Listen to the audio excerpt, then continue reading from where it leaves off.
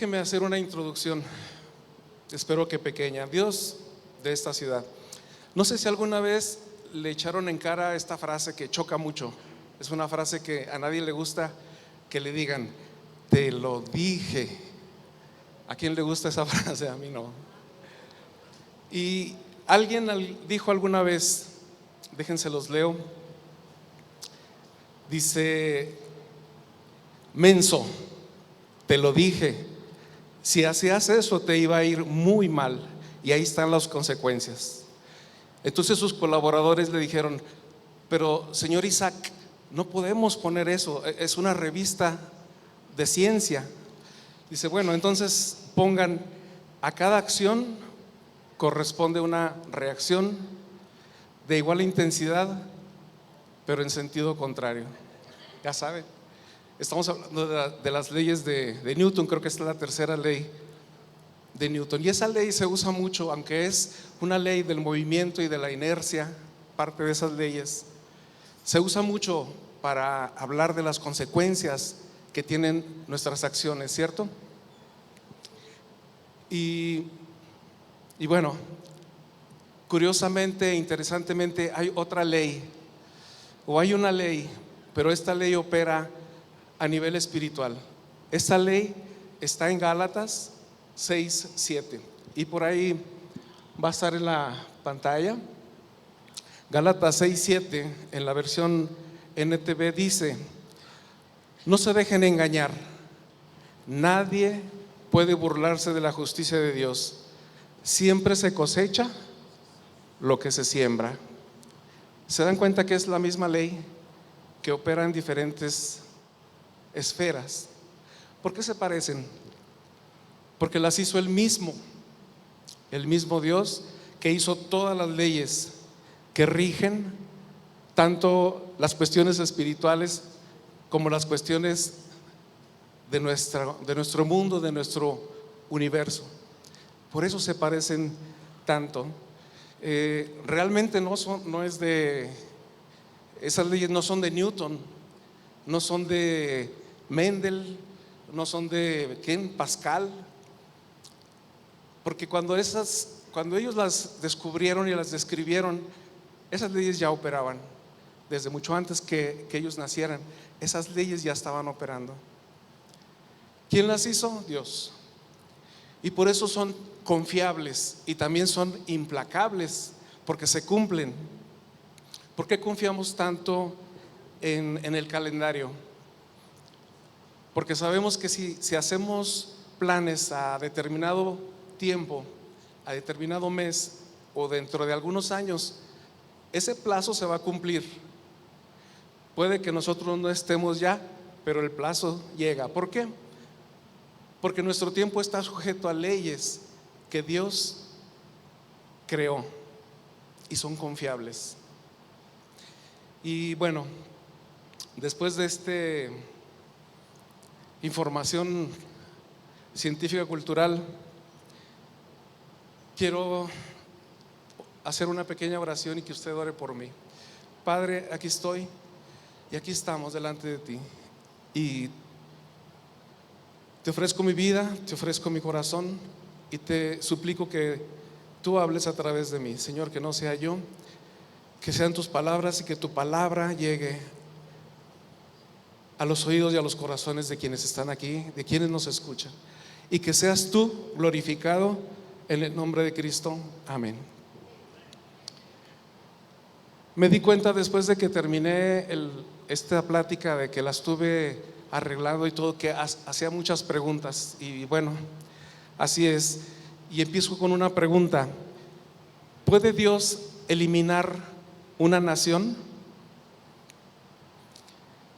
¿Hasta dónde puede llegar un individuo o una nación que merezca un juicio tan tremendo de Dios? ¿Puede Dios cansarse de la desobediencia tanto que ya no haya remedio? ¿Puede? Tenemos algunos antecedentes. Dios directamente destruyó Sodoma y Gomorra, ¿cierto? Por fuego. Sodoma y Gomorra dejaron de desaparecer. Sabemos de ellos nada más por los registros bíblicos, y por ahí los arqueólogos andan buscando dónde estaban. Pero déjenme leemos y lea usted conmigo Génesis 15 del 13 al 16. Son muchas letras, pero quiero mostrarle algo. Hay otro antecedente, y cuando leemos ese pasaje a veces nos da, no sé, nos choca. Déjenmelo, se los leo. Después el Señor le dijo a Abraham: ten por seguro que tus descendientes serán extranjeros en una tierra ajena, donde los oprimirán como esclavos durante 400 años. Pero yo castigaré a la nación que los esclavice, y al final saldrán con muchas riquezas. En cuanto a ti, morirás en paz y serás enterrado en buena vejez. Cuando hayan pasado 4 generaciones, tus descendientes regresarán aquí. Está hablando la tierra prometida, a esta tierra, porque los pecados, y note esto, hermano, dice Dios a Abraham, porque los pecados de los amorreos no ameritan aún su destrucción. La Reina Valera dice al final del versículo 16: porque aún no ha llegado a su colmo la maldad del amorreo hasta aquí. Ahora, como les decía, mucha gente se pregunta por qué cuando llegan los israelitas a la tierra prometida, Dios les manda, les dice a los israelitas: aniquilen esas naciones, acaben con ellas, literalmente desaparezcanlas. Y mucha gente, y a veces incluidos nosotros, decimos: bueno, si Dios es un Dios de amor, ¿por qué se ensaña con todos? Porque niños, mujeres y todos. Pero el versículo 16 nos da la respuesta. Dice que la maldad de esos pueblos llegó a su colmo. ¿Cuánto tiempo Dios les dio oportunidad a estos pueblos? Y eso es interesante, porque dice: la maldad de ellos llegó al colmo. ¿Desde cuándo? Vamos a hacer un poquito de matemáticas rápidas y veamos. Cuando Dios le da la promesa a Abraham, Abraham tiene ¿qué? 75 años, y le dice que va a tener un hijo y que de ese hijo van a nacer otros y va a formar una gran nación. Pero esa promesa no se la cumple hasta que Abraham tiene 100 años. Y entonces nace Isaac. Y luego Isaac cumple 40 años y se casa con Rebeca. Y luego tienen 2 hijos, ¿se recuerdan? Esaú y Jacob. Y Jacob, siguiendo la tradición, se casa, creo que también a los 40 años. ¿Sí? Vamos contando un poquito de tiempo. No son 40 años, son más, porque mientras pasaban muchas cosas. Pero luego Jacob se casa ¿con quién? Raquel. Con Lea primero y luego con la hermana de Lea. Y luego engendra 12 hijos, de los cuales vienen las 12 tribus de Israel. Entonces estamos hablando de que cuando Dios le da la promesa a Abraham, pues apenas el pueblo de Israel estaba en proyecto, y ahí van pasando los años, ¿sí? Cuando Dios le da la promesa a Abraham, esos pueblos ya estaban ahí, y no sabemos cuánto tiempo ya estaban ahí esos pueblos, los amorreos, los cananeos, ¿sí? Hablamos de ellos. Entonces, de aquí a que naciera Isaac, y luego Jacobo, y luego los 12 hijos, y luego llegaran a Egipto como una familia grande. Dice la Biblia que llegaron como 75 o algo así a Egipto, y en Egipto se fueron formando, creciendo como nación. Y dice Dios: van a pasar 400 años ahí en Egipto y luego los voy a liberar. ¿Cuántos llevaremos, hermanos? 400 más todos los que decían, o sea, más de 600 años, yo no sé. Pero estamos hablando de un Dios que tiene mucha paciencia, mucha paciencia, pero también tiene sus límites, ¿cierto?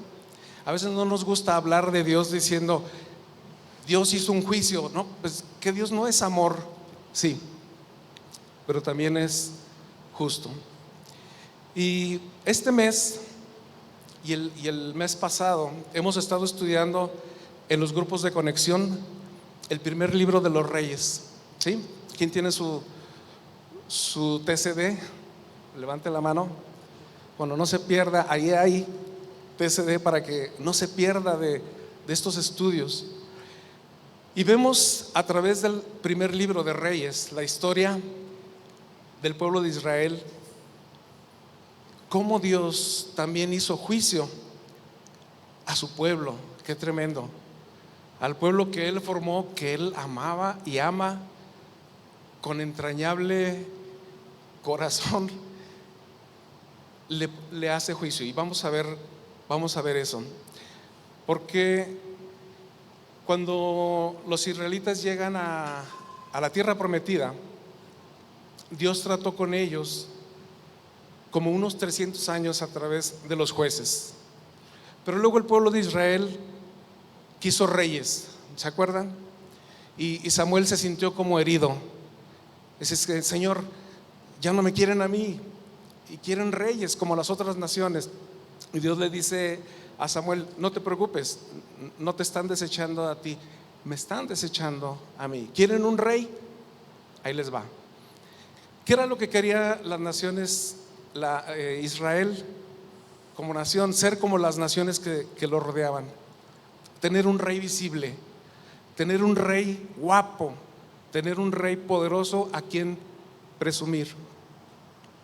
Y Dios les dio el primero, ¿recuerdan? Saúl, que decía, Saúl era de los hombros para arriba más alto que todos los varones de Israel, y tenía el pelo así como el príncipe encantador, ¿no? Hacía así y se le movía toda la melena, y las chicas, y eso lo dice la Biblia, era guapísimo el tipo. Y cuando Samuel lo presenta a su pueblo, a Israel, él le dice, aquí está su rey. Él está guapo, porque no pudo decir más. O sea, quieren un rey visible, ahí está. Quieren presumir con él, ahí está. Saúl empezó, y después de 120 años, porque Saúl, si ustedes recuerdan, ¿cuántos años duró? 40. Y luego viene David y duró otros 40 años como rey. Y luego viene, ¿quién? Salomón, y otros 40 años. En esos 120 años de estos tres reyes, Israel llegó a ser una potencia bastante poderosa, bastante fuerte, con mucha prosperidad. David unificó a todas las tribus, logró unificarlas y logró conquistar. Él fue un rey guerrero, con un corazón rendido a Dios, pero guerrero al fin, y logró conquistar muchos pueblos alrededor de Israel. Y luego viene Salomón, y Salomón permanece con esa y hace más grande esa, ¿cómo le podemos decir? Hace más visible el poderío y lo mantiene estable, al grado de que mucha gente de otras naciones quieren conocer Israel y quieren conocer a Salomón.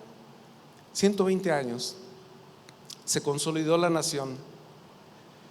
Pero luego viene el hijo de Salomón. ¿Recuerdan cómo se llama? Roboam. Yo digo, ¿tendrá que ver algo? ¿Cómo le dirían? Robito, no, Roboamcito, pobre cuate. Pero nada que ver, bueno, casualidad, ¿no? Roboam. Y Roboam tomó muy malas decisiones, al grado de que una mala decisión que tomó, la nación de Israel se divide a través de una guerra civil. Aquí viene algo interesante que es en lo que quiero que un poquito veamos del juicio de Dios. No es pesimista este mensaje, ahorita lo van a ver. Resulta que Dios le había dado una promesa a un hombre llamado Jeroboam antes de la división. A través de un profeta, Dios le habla a otro hombre llamado Jeroboam, y le dijo: tú vas a reinar sobre 10 tribus. Esta división va a ser 10 tribus al norte y 2 tribus en el sur. Pero siempre se habla de Judá nada más, porque Judá absorbió a la tribu de Benjamín, que estaba más pequeña. Por eso se habla de Judá. Y le dijo que iba a ser rey de esa nación del norte, de las 10 tribus, y que él podía ir a formar una dinastía. Mire, vamos a leer por favor en el primer libro de Reyes. Lo vamos a tener ahí en pantalla.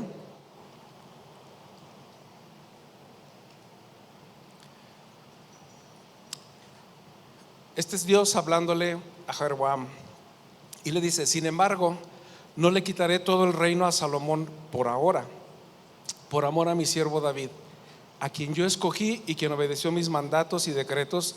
Mantendré a Salomón como líder el resto de sus días, pero le quitaré el reino a su hijo, y te daré a ti, a Jeroboam, 10 tribus. Su hijo tendrá una tribu, para que los descendientes de David, mi siervo, sigan reinando y como una lámpara brillen en Jerusalén, la ciudad que he escogido para que sea el lugar para mi nombre. Te pondré a ti en el trono de Israel y gobernarás todo lo que tu corazón desee. Qué promesa, ¿no?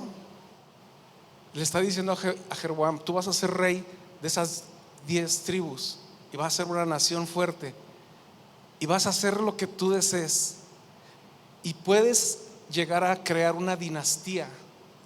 Ustedes saben que una dinastía es que se muere el rey y su hijo queda al frente, y se muere ese hijo y otro hijo, y es una dinastía. Dios le dijo eso. Qué tremendo, pero con una condición. Versículo 38 dice: si prestas atención a lo que te digo y sigues mis caminos y haces todo lo que yo considero correcto, y si obedeces a mis decretos y mis mandatos, como lo hizo mi siervo David. No le estaba diciendo, y eso hay que aclararlo, Dios no le estaba diciendo a Jeroboam que de su linaje vendría el Mesías, porque Dios ya tenía este asunto, ya lo tenía contemplado con la tribu de Judá.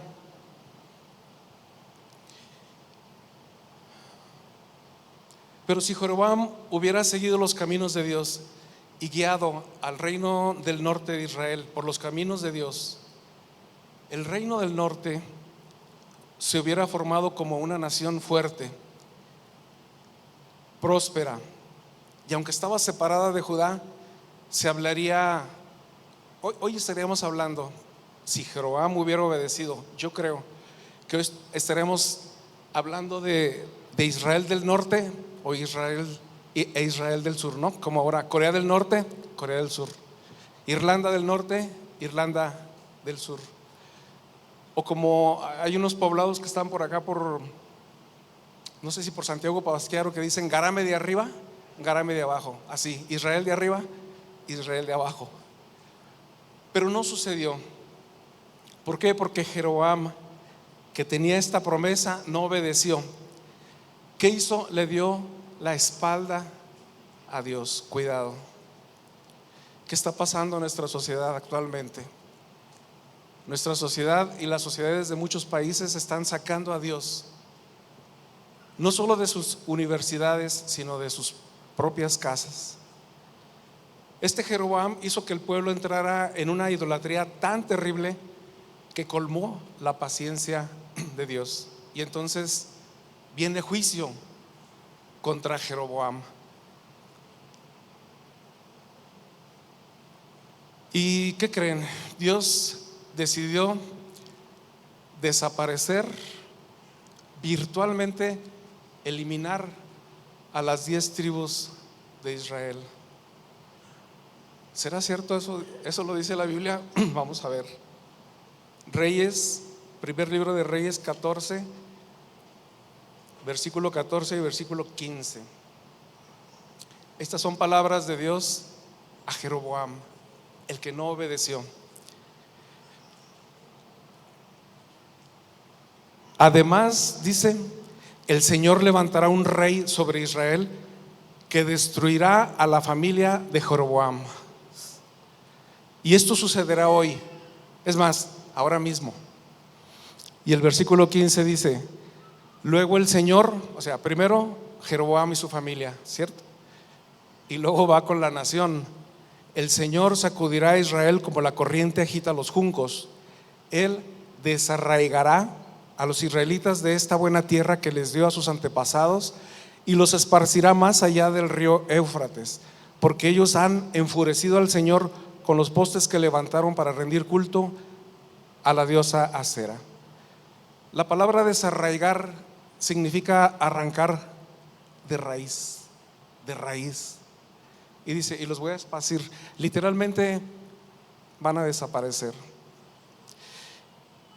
Y nos podemos preguntar, porque nos salen muchas preguntas en esto, ustedes van a ver,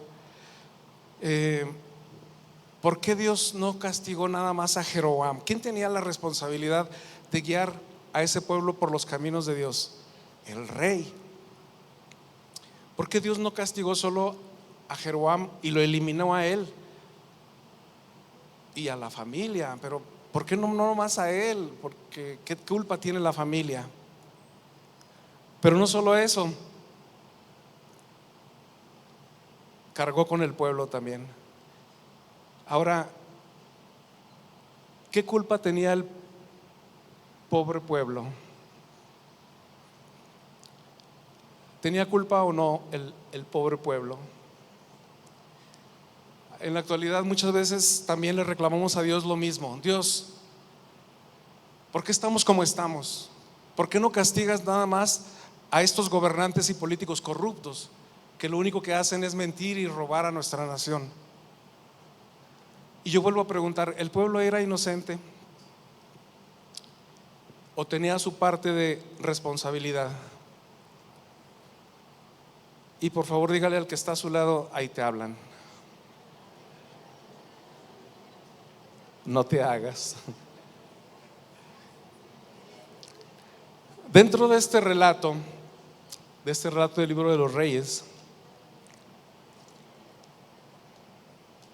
el escritor de este libro inserta una historia un poco rara, que cuando ya la vemos bien y la analizamos bien, tiene mucho que ver, pero se nos hace rara por lo que sucede. Resulta que Dios le envía a Jeroboam un profeta joven para advertirle de esta sentencia que ya acabamos de leer, que iba a destruir a su familia y que iba a acabar con esa nación naciente. Y este joven profeta llega, le da su mensaje profético. Ustedes pueden leer ahí en el primer libro de los Reyes, y le dice lo que va a pasar. Y para empezar le dice, ese altar donde estás sacrificando a otros dioses se va a romper en este momento. Y pum, se rompe. Y todo lo que ve ahí se cae, se derrama. Jeroboam se enoja y le dicen, aprésenlo. Y hace esto, apresen a ese. Se lo quería echar. En ese momento se le seca la mano y se asusta. Y entonces le dice al profeta, ora por mí, por favor, porque necesito mi manita para todo, ¿verdad? Para comer, para todo.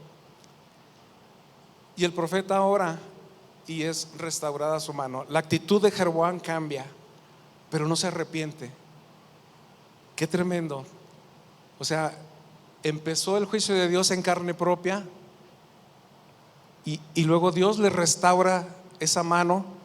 ¿Y qué es lo que hace? Primero quiso matar al profeta y luego lo quiere sobornar ahora. Y le dice, ven, te invito a mi casa, al palacio, vamos a comer. Te invito a unas costillitas, no sé, un cirlón, lo que tú quieras, el mejor vino.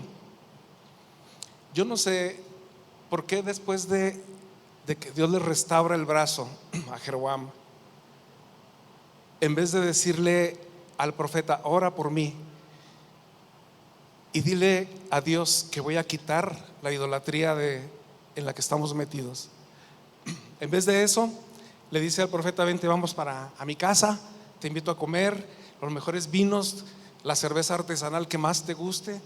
Y ahí vemos, ¿no?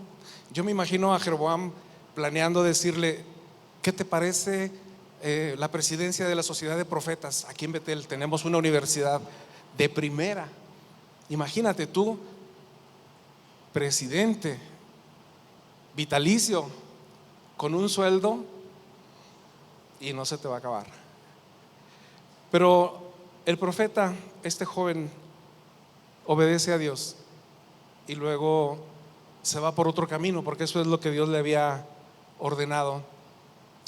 Y aquí entra en la escena otro profeta que dice que era un viejo profeta, y este va y engaña, le miente cínicamente a este joven profeta. El resultado es que se lo come un león. No se lo come, lo mata, lo hace trizas, pero lo tiene ahí. Y vuelve uno y pregunta, Dios, este profeta viejo, si es que es profeta, pues fue el que engañó a este joven. El joven estaba obedeciendo, pero este se presenta como profeta y le dice, no, Dios me dijo que vengas a mi casa, a mi humilde casa, para que comas conmigo. Y el profeta joven tenía sus órdenes, ¿no?, bien establecidas. Tú llegas por un camino, no aceptes nada de nadie ni del rey y te vas por otro camino. Cae en la trampa y el profeta viejo le dice, la regaste. No le dice te engañé, porque de plano, pero la regaste y te va a matar un león. Y de nuevo preguntamos, ¿por qué este viejo profeta no fue eliminado por el mismo león? De perdido, digo yo, porque él fue el que engañó al profeta joven. El profeta hizo su trabajo y luego lo mató un león. Porque este viejo profeta, bueno, él estaba viviendo ahí en el reino del norte, parece que en Betel. ¿Por qué no hizo su trabajo? ¿Por qué no fue con el rey a ponerlo en alerta? ¿Por qué no fue con el rey a decirle, rey, este profeta dijo la verdad, hay que arrepentirnos, hay que hacer algo? Y yo pienso, o sea, luego vienen los malos pensamientos, ¿no? Esas elucubraciones. Tal vez no quería arriesgarse a hablar con el rey por las represalias, o tal vez tenía su sueldo bien segurito. Entonces, si él iba y hablaba con el rey le puede decir, ¿sabes qué? Te me sales de la chamba que yo te di. Yo creo que este hombre estaba en la nómina del rey, recibiendo una quincena, una mensualidad, y estaba nadando de muertito. ¿Sí han escuchado esa frase? Nadando de muertito. Y yo escuché esa frase muchas veces cuando estaba trabajando en la institución en la que trabajé. Y muchos decían así, ¿verdad? Tú nada de muertito, haz lo que tengas que hacer, no más. Y nomás espera a la hora de la checada, pero no le muevas, no respingues. ¿Cómo es como decimos ahora? No hagas olas. ¿O qué es? No alborotes la gallera. No alborotes al avispero. Nada de muertito. Yo creo que ese profeta estaba en esa situación, nadando de muertito. Pero aparte, volvemos al pueblo. ¿Qué pasó con el pueblo? Si leemos bien, el pueblo se dio cuenta completamente, todo el pueblo se dio cuenta de este profeta, de todo lo que estaba pasando, de León que mató a este profeta y de Jeroboam que no se arrepintió. Igual yo me pregunto, ¿por qué este pueblo no hizo una comitiva? ¿Por qué este pueblo no no organizó una comisión y decir, bueno, vamos a decirle al rey, pues que ya quite la idolatría, nos va a ir como en feria, vamos con el rey? Estaban metidos en una idolatría hasta el cuello y ya tenían una profecía de juicio, pero no fueron. Y vuelvo y yo pregunto, ¿tenía responsabilidad el pueblo ante este juicio de Dios? ¿Tenía responsabilidad? Otra pregunta, ¿por qué existe Israel como nación? ¿Se ha preguntado usted por qué existe Israel como nación hasta la fecha? Después de que desaparece el reino del norte, Judá es conquistado también como a los, no sé, 140, 150 años o algo así. Judá también cae bajo los babilonios y son exiliados y desaparece Judá como nación independiente. Pero ahí están en Babilonia. Pero Israel sigue existiendo hasta la fecha. Entonces la pregunta es, ¿por qué existe Israel como nación? En primer lugar, por la promesa que le hizo Dios a un hombre que, aunque vivió en una sociedad politeísta e idólatra, Ur de los caldeos, ese hombre decidió creer y servir a Dios y mantenerse en los caminos de Dios. Le ha de haber costado mucho trabajo en una sociedad como la que él vivía. Estamos hablando del mismo Abraham. Y en segundo lugar, ¿por qué existe la nación de Israel?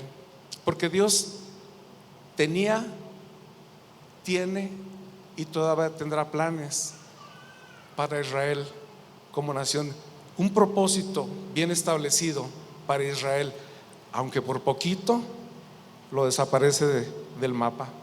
Ahora, híjole, no me malentienda porque estoy hablando mucho de juicio, ¿no? Que Dios desapareció una nación, que Dios desapareció otra. Yo no estoy profetizando que Dios va a desaparecer México, por favor, no va por ahí. Este mensaje no es de juicio, no es pesimista, todo lo contrario. Pero cuando yo estaba preparando esta plática, cuando yo estaba preparando este mensaje, me vinieron muchas preguntas que me atormentaban. Esas preguntas me estaban atormentando y estas preguntas, pues yo quiero compartirlas con usted. Quiero atormentarle un poquito, no, compartirlas, ¿va? Darle el privilegio de responder esas preguntas. Y si le atormentan, ni modo. Una pregunta: ¿crees tú que Dios tiene propósitos y planes para México como nación? ¿Hay propósitos de Dios para México y para Durango como pueblo? ¿En qué situación estamos en este momento de nuestra historia? Y hay que pararnos en la realidad. ¿En qué momento estamos? En este momento de nuestra historia. ¿Cómo se ve el panorama? ¿Cómo ven ustedes el panorama, hermanos? Negro, gris, medio. ¿Estamos ya dentro de una situación crítica, sujetos a leyes que están en contra de los principios de Dios, o estamos a punto de entrar? ¿Qué está pasando? Tenemos aún tiempo para tomar nuestra responsabilidad y luchar por nuestra ciudad, por nuestra sociedad, por nuestros matrimonios, por nuestras hijas y por nuestros hijos. Tenemos aún tiempo. Por eso les digo que me atormentó, estas preguntas me atormentaban y las tenía que poner, porque yo por mucho tiempo dejé esas cosas en manos de quienes saben y me desentendí de ellas, y me arrepiento mucho de eso. ¿En qué situación estamos? Fíjense que cada generación, yo creo que tiene sus tiempos malos. Así lo dice Efesios en el capítulo 5, del 15 al 17.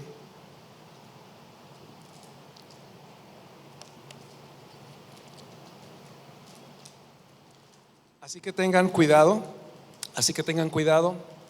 de cómo viven. No vivan como necios, sino como sabios. Otra vez dígale al del que está a su lado, ahí te hablan. Saquen el mayor provecho de cada oportunidad en estos días malos.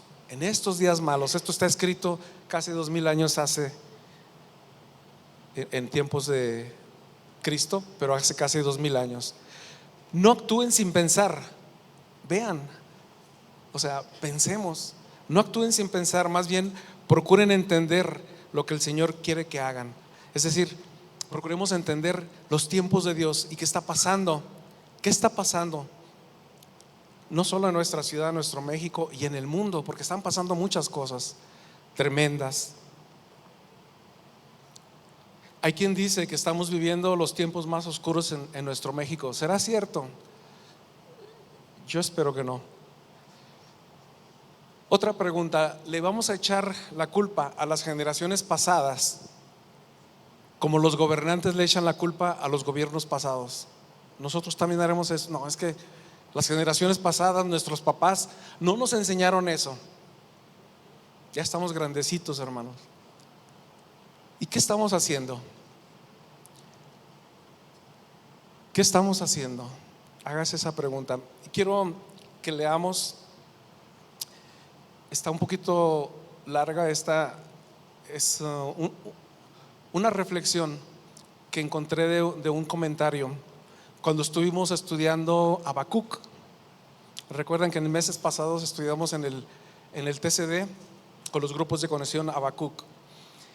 Y Dios a través de Habacuc le hace un reclamo al pueblo por la misma situación, porque descuidaron a Dios y su relación con Dios.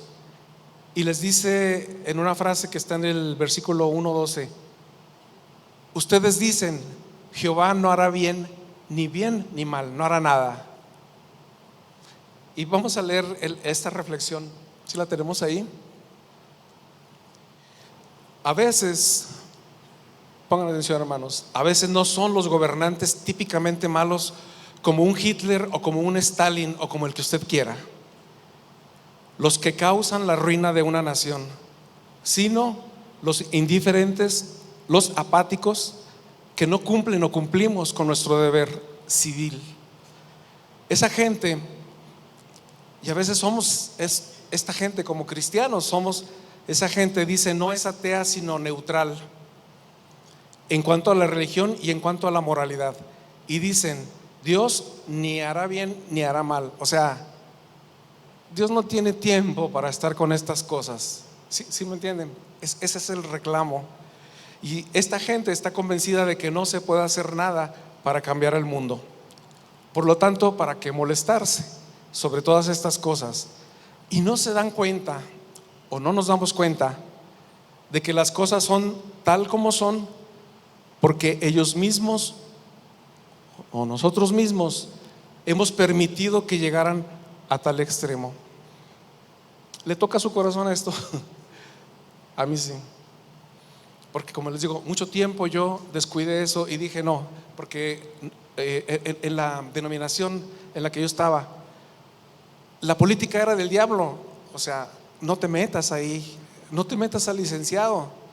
Y decían una frase que me choca y da risa, pero no es cierto. Dicen, todos los licenciados son como los plátanos, no hay uno derecho.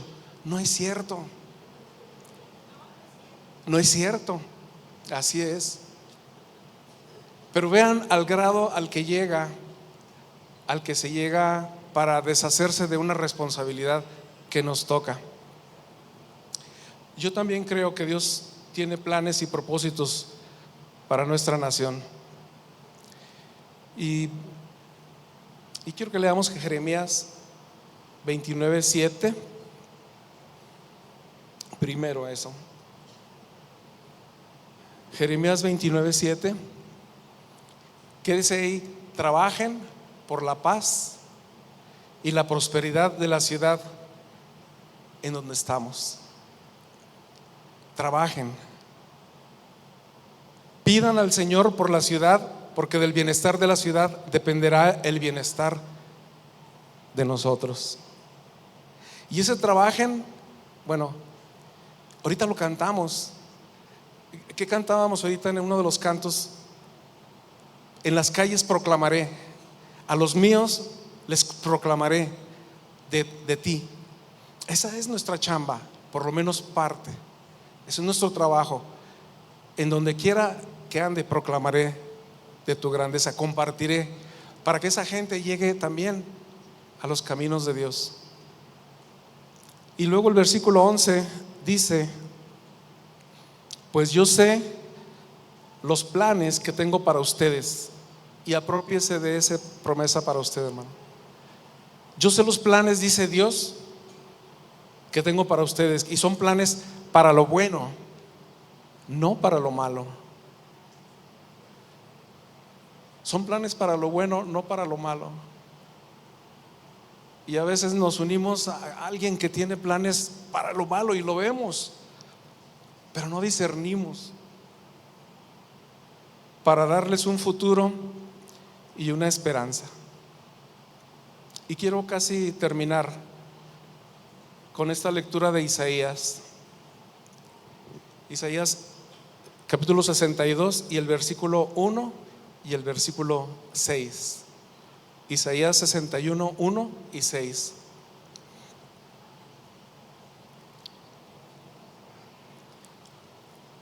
Debido a que amo a Sión, no me quedaré quieto. Debido a que mi corazón suspira por Jerusalén, no puedo quedarme callado. No dejaré de orar por ella hasta que su justicia resplandezca como el amanecer y su salvación arda como una antorcha encendida. Ahora, hermano, le propongo un ejercicio donde dice Sión, ponga México, y donde dice Jerusalén, ponga Durango, y leámoslo así. Y son sus palabras: debido a que amo a México, no me quedaré quieto. Basta. Debido a que mi corazón suspira por Durango, amén, no puedo quedarme callado y no dejaré de orar por ella, por esta ciudad tranquila.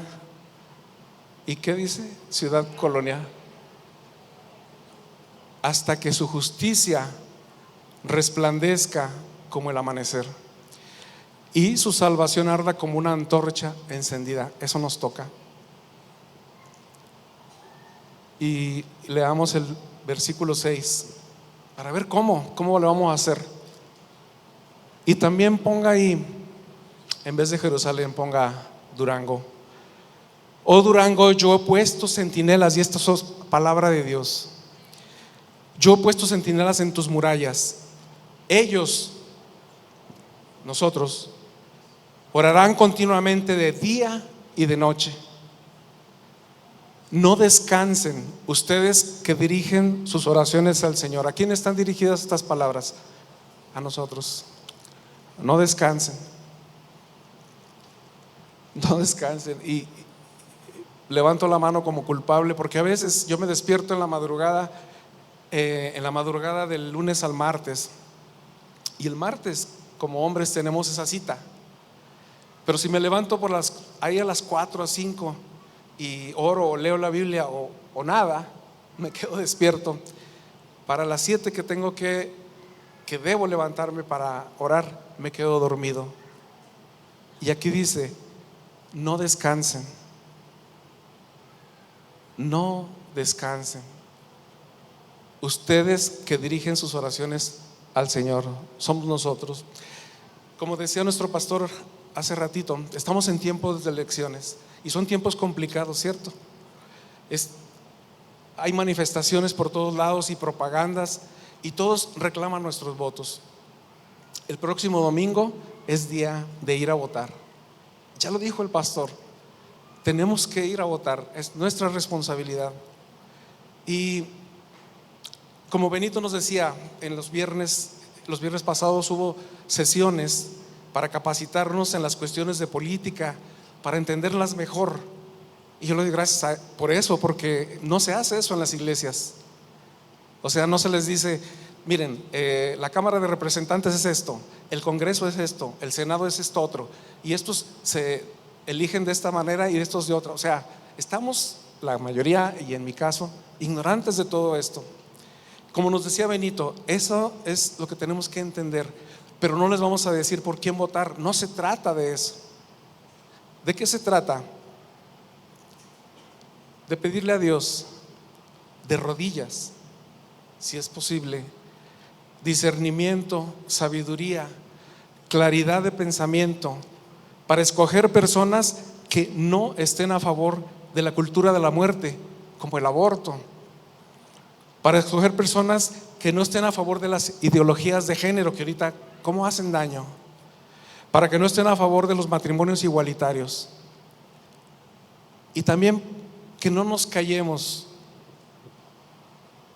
Se invitaron a algunos candidatos, ¿verdad? Algunas personas de la política, algunos fueron, otros no, pero necesitamos que no nos callemos para exigirles tanto a candidatos como a las autoridades que tenemos ahorita, que sean congruentes. Lo podemos hacer, sí, tenemos esa autoridad como ciudadanos de pedirle a las autoridades que sean congruentes, que cumplan sus promesas, también a los candidatos, que haya justicia, que tengan temor de Dios. ¿Está difícil eso? Puede ser que nos critiquen, lo van a hacer. De hecho, es posible que nos ataquen, lo van a hacer. Si usted sigue leyendo Reyes, que es todavía los temas del TCD, se va a dar cuenta de que los profetas, como este joven que se lo comió un león o lo mató un león, los profetas que mandó Dios para alertar a los reyes, para decirles: no sigas en ese camino, les fue como en feria, hermanos. Lean de Elías, lean de Jeremías, pobre cuate, les fue como en feria. Va a pasar eso, es posible, pero no podemos arriesgarnos, hermanos, a caer demasiado bajo y a caer en situaciones. Acuérdense de esto, no se trata de política, se trata de situaciones que están en contra de los principios de Dios. No podemos arriesgarnos porque no tomamos nuestra responsabilidad como ciudadanos y como hijos de Dios, como sacerdotes, porque así lo dice la Biblia, ¿no? Pedro dice que somos nación santa, gente adquirida por Dios. Somos sacerdotes. ¿Qué hacen los sacerdotes? Construir puentes entre la sociedad y Dios para anunciar. Y profetas, a veces le tenemos miedo a esa palabra. Tú eres un profeta, tú eres una profetisa. No, yo no sé decir predicciones. No. ¿Qué hacen los profetas de Dios? Dicen la verdad de Dios, no la verdad propia ni la de nadie. Yo termino con esto, hermanos. Creo que Dios está haciendo grandes cosas en Durango y en nuestro México también, pero yo quiero hablar de Durango. Están pasando cosas importantes. Acaba de pasar un evento como Coalición 21 internacional de ese nivel. O sea, cuando pudiéramos haber pensado que iban a venir gentes de otros lados y hacer una cumbre a ese nivel? ¿Qué está viendo? Planes para Invasión Esperanza. ¿Qué ha pasado en nuestro Durango? Ha venido gente de tan lejos como Ucrania, de ese calibre de siervos de Dios, a compartirnos lo que Dios está haciendo allá, a motivarnos, porque Dios está actuando. ¿Qué está pasando en nuestro Durango? Personas que están en autoridad y gobierno están buscando de Dios lo que nunca, o hasta donde yo me acuerdo. Pero hay personas dentro de autoridad y gobierno que están buscando de Dios para hacer lo correcto. Y en estos días pasados que vino un pastor para la cumbre de Coalición 21, estábamos platicando de Durango. Él viene de México, antes de DF. Y él decía eso, es que están pasando cosas en Durango, o sea, extraordinarias. Antes Durango ni en el mapa, me refiero a nuestra ciudad. Le digo, no, sí, vino hace tiempo, pero vino John Maxwell. Y dice él, ¿John Maxwell? Sí, a Durango. ¿Qué te crees? O sea, ¿qué te pasa? Es Durango. Durango está siendo tratado por Dios y hay planes de Dios para Durango. Oh Durango, sobre tus muros he puesto centinelas que nunca callarán, ni de día ni de noche. Esos somos nosotros. Amén. Por favor, ore conmigo, oremos. Si usted se quiere hincar, si usted se quiere poner de pie, como usted quiera, pero vamos a rogarle a Dios que Él siga tratando con nuestro pueblo, con su pueblo. Y vamos a hacer este título de esta plática, algo real: Dios de esta ciudad. ¿Puede orar conmigo?